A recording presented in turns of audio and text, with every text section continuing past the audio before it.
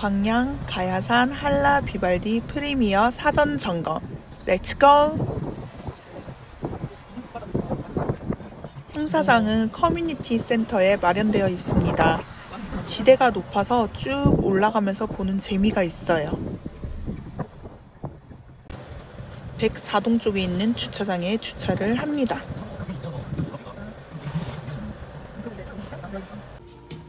침실 3부터 보고 안으로 들어갈 거예요. 이쪽이 멀리 있는 바다 뷰였거든요. 이날은 비가 왔는데도 참 볕이 잘 드는 편입니다. 밑으로 전남 평생교육원과 광영중학교 등이 보이기도 합니다.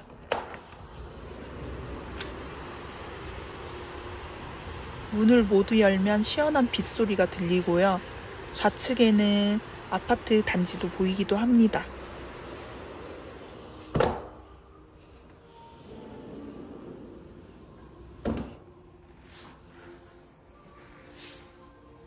창가에서 방문 쪽을 바라보면 이렇습니다. 붙박이장이 있어요.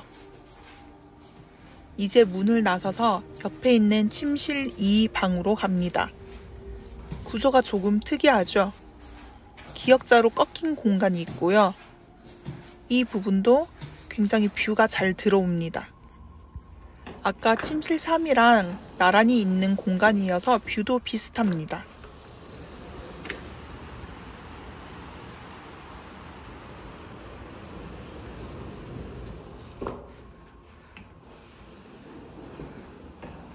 지대가 높기도 하고 이중문이라서 문을 다 닫으면 조용해요.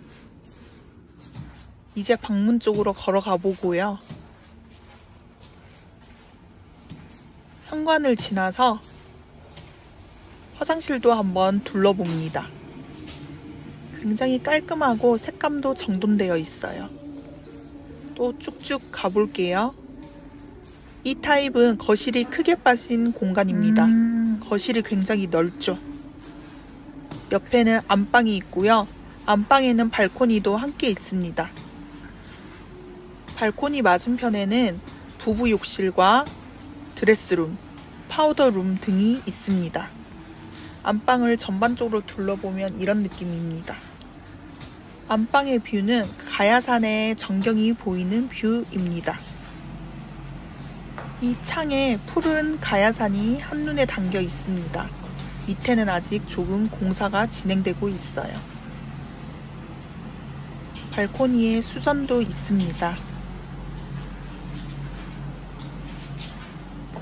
이제 안방을 나가보도록 할게요. 다시 넓은 거실로 나가보도록 하겠습니다.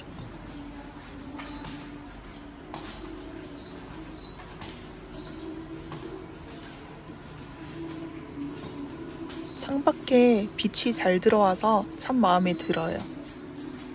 남편이 좋아하는 주방입니다.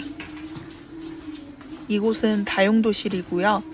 세탁기나 건조기 등을 놓을 수 있습니다. 작은 주방 창문, TV, 수납장.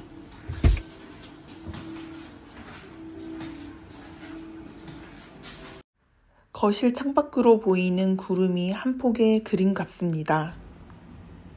안방에는 햇살도 잘 들어옵니다. 이 방은 발코니가 있는 방인데요. 그럼에도 불구하고 환한 햇살을 그대로 방 안에서 맛볼 수 있습니다. 생각보다 벽지 오염이 곳곳에 있었어요. 사전 점검을 등록하면 이런 화살표 스티커를 줍니다.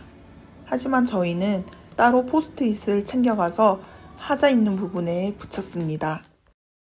저도 거실 곳곳을 보면서 체크를 꼼꼼하게 합니다.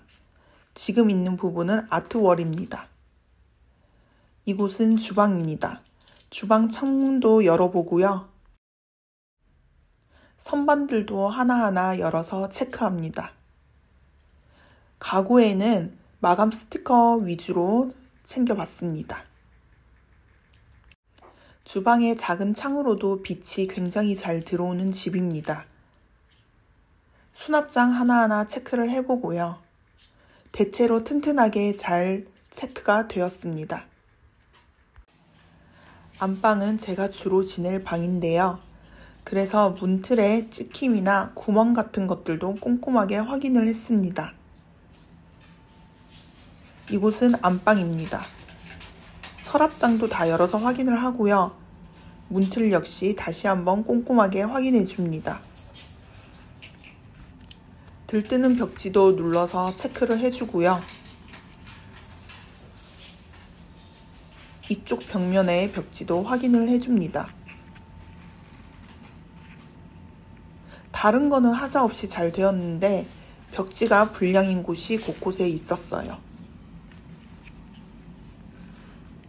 손가락 하나로도 눌러서 들뜨는 벽지를 확인해 줍니다.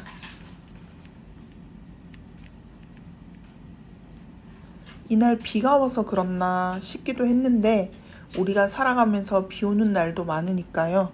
이런 벽지 들뜸을 확인해 줍니다. 그리고 이곳은 발코니입니다. 손으로 문질러서 지워지는 오염은 그냥 두고요. 지워지지 않는 오염은 하자 신청을 합니다. 선반, 서랍장, TV장도 확인을 해줍니다. 걱정했던 선반의 덜컹거림이나 아니면 옷 거는 공간 혹은 다른 경첩 부분은 튼튼하게 잘 부착이 되어 있었습니다. 가구 안은 주로 마감 스티커 여부를 확인을 했습니다. 이곳은 드레스룸입니다. 그리고 맞닿아 있는 욕실이고요. 욕실에 붙어 있는 스티커 견출지가 안 떨어져서 하자 신청을 했습니다. 센서 등이 켜져서 드레스룸이 환해졌습니다. 이 드레스룸의 시스템 선반도 확인을 해주고요. 작지만 소중한 공간입니다. 안방에 놓을 침대 위치나 바닥의 면적을 확인해 봅니다. 콘센트도 잘 붙어 있는지 점검을 하고요. 이제 안방을 나가 봅니다. 우리가 천장은 놓치기 쉬운데요. 천장의 오염 여부도 육안으로 확인해 줍니다. 이곳은 콘센트 위에 부착된 보호 필름이 벗겨져 있었습니다. 그 안으로 먼지나 변색이 있어서 하자 신청을 했습니다. 크게 티나지는 않았어요. 바깥 풍경도 정말 너무 좋고요. 안방에서 발견됐던 벽지 들뜸이 거실에도 곳곳에 있습니다. 눈에 띄는 큰 하자는 없었는데요. 안방에서 그랬던 것처럼 벽지 들뜸이 곳곳에 있었습니다. 역시나 손가락을 이용해서 들뜬 상태를 확인해 줍니다.